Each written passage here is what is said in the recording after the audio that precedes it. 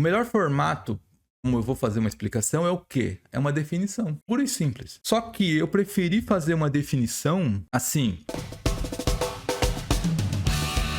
A banca, como ela já me deu uma proposta de redação em que há tópicos, então eu já tenho os tópicos frasais que eu vou trabalhar em cada uma. E como eu disse, eu vou trabalhar somente com a explicação sobre o que é pós-verdade. Foi isso que eu planejei lá anteriormente quando eu me deparei com os tópicos. Qual é a melhor forma de escrever esse tópico frasal? Qual é o melhor formato que ele poderia ter? O que você acha? O melhor formato, como eu vou fazer uma explicação, é o quê? É uma definição, pura e simples. Só que eu preferi fazer uma definição assim, não com as minhas palavras. Eu prefiro fazer uma definição nesse caso, eu acho que vai dar mais assertividade, não só assertividade, mas como valorizar mais o meu texto, trazer um testemunho autorizado junto com essa definição. O que seria um testemunho autorizado? Palavra de outra pessoa que já estudou esse assunto e que conhece esse assunto no lugar das minhas palavras. Ou seja, eu faço minha as palavras dele, da outra pessoa, que muitas vezes é um especialista nesse assunto, e com isso eu trago o quê? Autoridade para o meu texto. Autoridade para as minhas palavras. Eu pego emprestado a autoridade da pessoa que estudou, que pesquisou sobre isso, que já conhece, eu pego a autoridade dela para mim. Então, o meu texto ele se torna mais relevante e mais confiável, até inclusive, porque eu estou pegando palavras de uma pessoa que realmente conhece o assunto. Como que eu posso me fazer essa pergunta para encontrar essa definição? É uma pergunta simples. Como se define isso?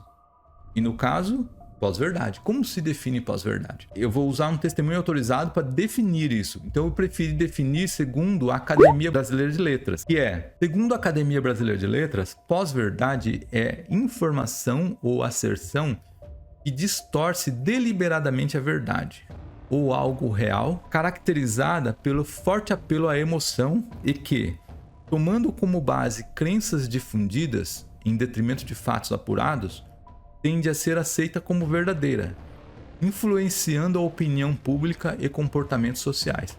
Tá vendo como eles deram uma explicação bem mais completa do que eu daria? Eu ia dizer provavelmente que a pós-verdade é uma mentira que se parece com a verdade porque se alimenta de crenças já existentes. Talvez eu diria isso. Agora você vai dizer assim para mim, ó. Ah, mas eu vou estar lá na minha prova, eu não tenho acesso à definição da Academia Brasileira de Letras. Tudo bem, muitas vezes você não tem essa definição. Mas às vezes você está falando lá sobre contabilidade, sobre direito administrativo, você está falando sobre pedagogia, algum aspecto da pedagogia, um assunto que muitas vezes você domina e para o qual você estudou para fazer aquela prova, e às vezes você lembra de uma citação, de alguma definição que algum livro deu, você estudou. Às vezes você pode lembrar, pode acontecer disso. Não é obrigatório. Estou falando que isso aqui dá mais credibilidade para o seu texto. Eu fiz isso aqui mais como uma possibilidade, mas eu poderia muito bem definir aqui com as minhas palavras e ponto. Acabou. Baseado naquilo que eu li. Você viu? Eu fui lendo os textos de apoio e fui tirando ideias. O que me soa esse parágrafo? O que está querendo dizer? E com essas ideias que eu fui tirando ali, eu poderia muito bem vir aqui definir o que é pós-verdade com as minhas palavras. Seria perfeitamente cabível na prova.